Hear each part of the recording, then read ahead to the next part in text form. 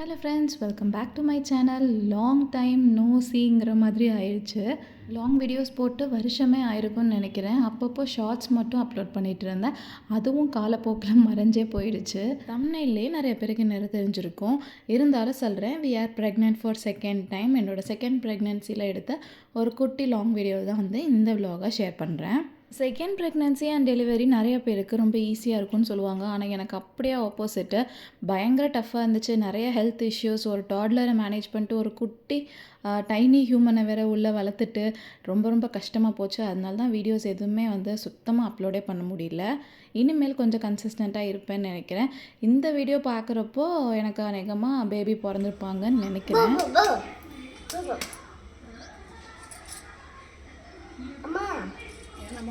அப்போ தான் எந்திரிச்சோன்னே, ஆனாலுமே வந்து டயர்டாக ஒரு மாதிரி தான் ஃபீல் ஆகும். அதனால காலையில் எந்திரிச்சோன்னே ஒரு கிளாஸ் வார்ம் வாட்டர் குடிச்சிட்டு ஒரு செவ்வாழை பழம் சாப்பிட்டுட்டு தான் வந்து நெக்ஸ்ட் ரொட்டீனே வந்து ஸ்டார்ட் ஆகும். அன்றைக்கி வந்து வெதர் வந்து ரொம்ப மோசமாக இருந்துச்சு. அதனால என் பையனுக்கும் எங்களுக்கும் சேர்த்தே ஒரு கஷாயம் போட்டுடலான்னு சொல்லிட்டு நம்மளோட குட்டி கார்டன்லேருந்து தூதுவளை, ஓமவல்லி அதெல்லாம் வந்து பறிச்சிட்டு இருந்தேன். கஷாயம் போட்டு வந்துடலாம். ஓகே. இந்த vlog more of DIML vlog மாதிரி தான் இருக்க போகுது. 9th மந்தில் நான் என்ன மாதிரி ஃபுட் ரொட்டீன்லாம் ஃபாலோ பண்ணேன், எக்ஸசைஸ் என்ன பண்ணேன், ஃபுட்டெல்லாம் வந்து எப்படி எடுத்துட்டேன் அப்படிங்கிறது தான் ஷேர் பண்ணியிருக்கேன்.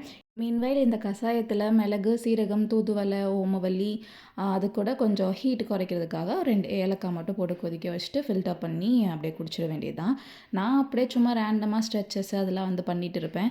ஏன்னா நம்ம ஃபர்ஸ்ட் ப்ரெக்னென்சியில் சும்மாவே தான் இருப்போமா. அதனால் காலையில் ஒரு 15 to 20 minutes எக்ஸசைஸு, வாக்கிங்கு, அது போக ஈவினிங் வந்து எக்ஸசைஸு, வாக்கிங் அப்படின்னு சொல்லி கரெக்டாக பிளான் பண்ணி பண்ணிகிட்ருப்போம். ஆனால் இந்த ப்ரெக்னென்சியில் அப்படி இருக்க முடியல. கண்டிப்பாக வாக்கிங்கில் என்னால் வெளியே போகவே முடியல. அதனால் வீட்டிலே வந்து கிடைக்கிற டைம்லலாம் வந்து ஸ்ட்ரெச்சஸ் எல்லாம் பண்ணிகிட்டு இருப்பேன். இப்போ இந்த ஆட்டம் சீசன் வேலை ஆரம்பித்தனால வேப்ப மரத்துலேருந்து ஃபுல்லாக இலையெல்லாம் கொட்டிடுது. ஈவினிங் கூட்டியிருந்தா கூட காலையில் பார்க்குறக்குள்ளேயும் அவ்வளோ இலை ஆயிடுச்சு. அதனால் அதெல்லாம் வந்து க்ளீன் பண்ணி விட்டுட்டு அதுக்கப்புறம் கொஞ்சம் ஸ்ட்ரெச்சஸ்ஸு, எக்ஸசைஸ் எல்லாம் வந்து பண்ணிகிட்டு இருப்பேன். டெய்லியுமே காலையிலேயும் சாயங்காலம் எக்ஸசைஸ் பண்ணுறீங்களா அப்படின்னு கேட்டால் அதுவும் கிடையாது. அட்லீஸ்ட் ஒரு 2 to 3 days வந்து மார்னிங், ஈவினிங் 2 நேரமும் பண்ணுவேன். அப்படி இல்லைன்னா எந்த டைமும் கிடைக்குதோ ஏதாச்சும் ஒரு வேளை காலையில் இல்லைன்னா சாயங்காலம் வந்து கண்டிப்பாக நான் எக்ஸசைஸ் பண்ணிடுவேன் டெய்லியுமே. அது போக இந்த ப்ரீத்திங் எக்ஸசைஸு, கொஞ்சம் மெடிடேஷனும் பண்ணிவிட்டு அன்றைக்கான டே வந்து ஸ்டார்ட் பண்ணிடலாம். இத்தனை நாளாக உண்மையாக சொல்லணும்னா ஒரு ஷார்ட்ஸ் கூட அப்லோட் பண்ணணும்னு எனக்கு இன்ட்ரெஸ்ட்டே வரல. பட் ஆனால் இந்த டெலிவரி டேட் நெருங்க கண்டிப்பாக நம்ம ஒரு வீடியோ வந்து போஸ்ட் பண்ணணும் அப்படின்ற மாதிரி ஒரு இன்ட்ரெஸ்ட் வந்து தான் சரி இன்றைக்கி எடுக்கலான்னு சொல்லி ஸ்டார்ட் பண்ணியிருக்கேன். நான் வந்து எப்படி எக்ஸசைஸஸ், ஸ்ட்ரெச்சஸ் எல்லாம் பண்ணுறேன் அப்படிங்கிறத மட்டும்தான் நான் ஷேர் பண்ணுறேன். கண்டிப்பாக உங்கள் டாக்டர்கிட்ட இல்லை எக்ஸ்பர்ட் கிட்ட தான் கேட்டு தான் வந்து நம்ம எக்ஸசைஸ் எல்லாம் பண்ணணும். ஜஸ்ட் லைக் தட் நான் சொல்ல முடியாது. இப்போ நெக்ஸ்ட் ஹோமி ரொட்டீன்ஸ் இருக்குது. ஒரு 15 to 20 minutes நல்லா கொதிச்சு கஷாயமும் ரெடி ஆயிடுச்சா. அப்படியே நான் ஒரு கப் வந்து குடிச்சிட்டு அப்புறம் என் பையனுக்கு வந்து கொடுத்தாச்சு. இந்த கஷாயம் வந்து அவ்வளோ எஃபெக்டிவாக இருக்கும். வெத்தலை யூஸ் பண்ணோன்னா சில பேருக்கு வந்து உடம்பு ஹீட் ஆகும். அதுக்காக ஏலக்காய் போட்டுட்டோம் அப்படின்னா அந்த ஹீட்டை வந்து ரெடியூஸ் பண்ணிடும். அப்புறம் என் பையனும் குளிச்சுட்டு வந்துட்டார். அப்புறம் அவருக்கு ட்ரெஸ் சேஞ்ச் பண்ணியாச்சு. அன்றைக்கி வந்து கலர் ட்ரெஸ், வீக்லி ட்வைஸ் வந்து கலர் ட்ரெஸ்ஸு. அதனால் அவருக்கு கலர் ட்ரெஸ் போட்டு ரெடி பண்ணி விட்டுட்டு கொஞ்சம் மார்னிங் கொஞ்சம்ஸ்லாம் பண்ணிவிட்டு அடுத்து அவருக்கான பிரேக்ஃபாஸ்ட் வந்து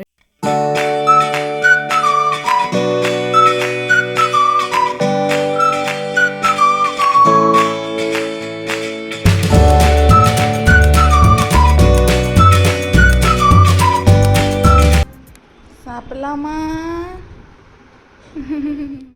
பையனுக்கு பிரேக்ஃபாஸ்ட் கொடுத்துட்டு அவரையும் ஸ்கூலுக்கு அனுப்பி விட்டாச்சு. இன்றைக்கி பிரேக்ஃபாஸ்ட் செய்கிறதுக்கு கொஞ்சம் லேட்டும் ஆகிடுச்சு இந்த வீடியோலாம் எடுத்துகிட்டு இருந்தனால.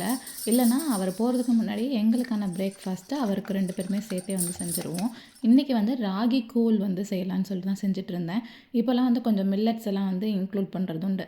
அதனால் ராகி கூழ் கூட நிறையா சின்ன வெங்காயம்லாம் போட்டு சூப்பரான கூழ் ரெடி பண்ணியாச்சு. அண்ட் அதுக்கான சைட் டிஷ் வந்து ஸ்க்ராம்பிள்டு எக் மாதிரி பண்ணிக்கலான்னு சொல்லிட்டு முட்டை வந்து பண்ணிகிட்டு இருந்தேன். இப்போல்லாம் ப்ரெக்னென்சியில் நல்லா மைண்ட்ஃபுல்லாக ஹெல்த்தியாக சாப்பிட்ணும் அப்படின்னு சொல்லி சாப்பிட்டுட்ருக்கோம். இதே மாதிரி ஆஃப்டர் ப்ரெக்னென்சியும் ஃபாலோ பண்ணோன்னா கொஞ்சம் உடம்பு நல்லா இருக்கும்னு நினைக்கிறேன். பட் ஆனால் ஏதாச்சும் ஒரு கன்ஸ்டன்ட் இருந்தால் மட்டும்தான் வந்து நல்லா ஹெல்த்தியாக சாப்பிட்ணும், மைண்ட்ஃபுல்லாக சாப்பிட்ணும் அப்படின்னு தோணும். இல்லைன்னா இஷ்டத்துக்கு என்னத்தையாச்சும் சாப்பிட்றது. அப்போ ஆஃப்டர் டெலிவரி எப்படி ஃபாலோ பண்ணுறோம் அப்படின்னு சொல்லிட்டு. அண்ட் எனக்கு டாக்டர் சொன்னது வந்து கார்ப்ஸ் கம்மி பண்ணிக்கோங்க, ப்ரோட்டீன் வந்து நிறையா சாப்பிடுங்க அப்படின்னு சொல்லியிருக்காங்க. ஆல்ரெடி 9 மந்த்ஸ் ஸ்டார்ட் ஆயிடுச்சா, லாஸ்ட்டு ஸ்கேன் எடுக்கும்போது பேபி வந்து கொஞ்சம் வெயிட்டாக இருந்த மாதிரி தான் இருந்தாங்க. அப்போ இன்னும் கார்ப்ஸ் நிறையா சாப்பிட்டோம் அப்படின்னா பேபி வந்து டக்குன்னு வந்து வெயிட் இன்க்ரீஸ் ஆயிரும். அப்புறம் டெலிவரி அப்போ கொஞ்சம் கஷ்டமாயிரும்னு சொல்லிட்டு கொஞ்சம் கார்ப்ஸ் கம்மி பண்ணி சாப்பிட சொல்லியிருக்காங்க.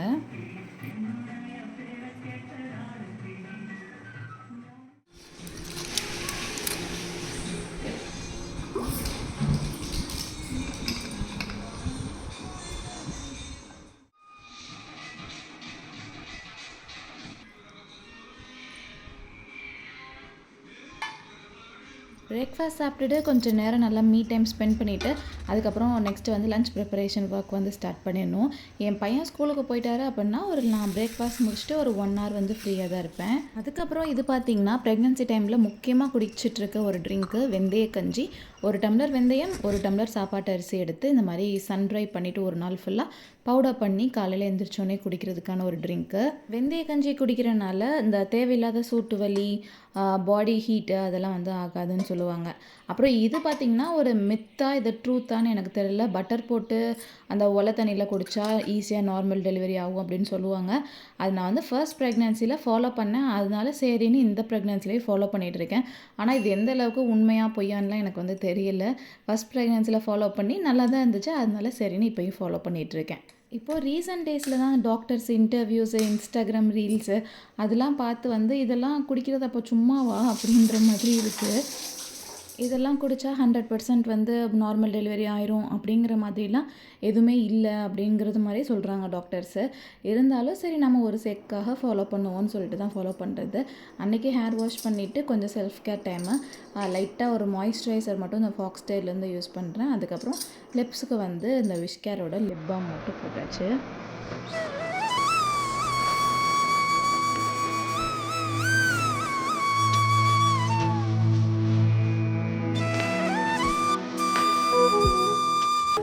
எதை ஃபாலோ பண்ணுறோமோ இல்லையோ, எதை பிலீவ் பண்ணுறோமோ இல்லையோ, நம்மளோட பாடியை நம்ம ஃபுல் அண்ட் ஃபுல் நம்பி உடம்பு வந்து பெருசாக எதுவும் பண்ண போகிறது இல்லை. நம்ம பாடி வந்து என்ன பண்ணணும் அப்படின்னு கடவுள் டிசைன் பண்ணியிருக்காரோ அதுக்கேற்ற மாதிரி கண்டிப்பாக செயல்படும் அப்படின்னு சொல்லி நம்ம நம்பணும். அப்போ தான் நம்ம நார்மல் டெலிவரிக்கு ட்ரை பண்ணுறவங்களா இருந்தாலும் இல்லை ப்ரெக்னன்சிக்கு ட்ரை பண்ணுறவங்களா இருந்தாலும் எல்லாமே நல்லதே நடக்கும்.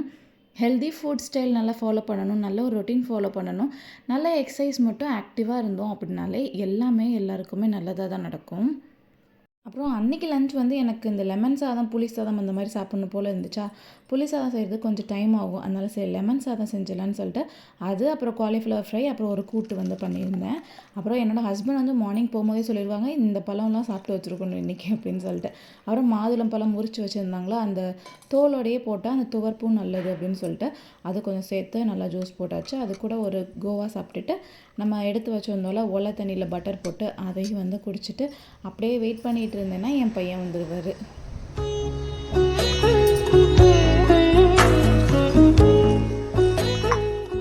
இந்த பட்டர் போட்ட தண்ணியை குடிக்கிறதுக்கு கொஞ்சம் ஒரு மாதிரி தான் இருக்கும். இருந்தாலும் சரி குடிச்சு தானே ஆகணும் அப்படின்னு சொல்லி குடிச்சிடுறது.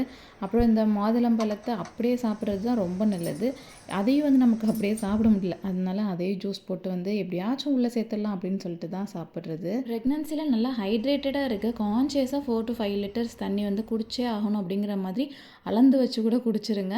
அப்புறம் இந்த ஹெச்பி லெவல்ஸை மட்டும் நல்லா மெயின்டைன் பண்ணனாலே பெருசாக எந்த பிரச்சனையும் இல்லை.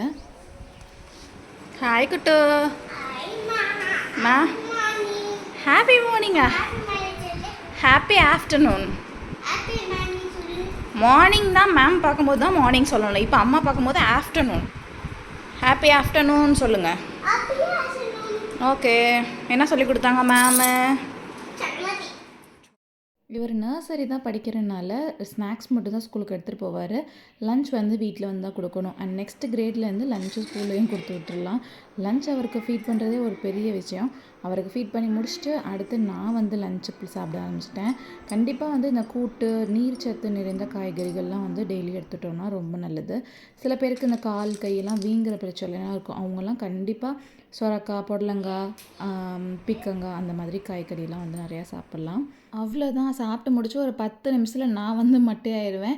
இவர் வந்து ஆஃப்டர்நூன் தூங்க மாட்டாரா, அதனால என்னை பெட்டில் சுற்றி சுற்றி எதுனா ஒரு டாய் வச்சு விளையாண்டுட்டே இருப்பார். அப்போ தான் மாம் கில்ட் வந்து பயங்கரமாக ஹிட் ஆகும். செகண்ட் டைம் மாமிஸுக்கெல்லாம் வந்து இதை ஃபீல் பண்ண முடியும்னு நினைக்கிறேன். அவ்வளோதான், இந்த விலாகோட எண்டுக்கு வந்தாச்சு. இந்த வீடியோ உங்களுக்கு பிடிச்சிருக்கும் அண்ட் யூஸ்ஃபுல்லாக இருந்திருக்கும்னு நினைக்கிறேன். நெக்ஸ்ட் வீடியோவில் evening to night routine and morning எந்திரிச்சோன்னே நான் என்ன ட்ரிங்க் எல்லாம் குடிக்கிறேன் அப்படிங்கிறதெல்லாம் ஷேர் பண்ணியிருக்கேன். கண்டிப்பாக அதையும் மிஸ் பண்ணாமல் பாருங்கள். தேங்க்ஸ் ஃபார் வாட்சிங். பாய்.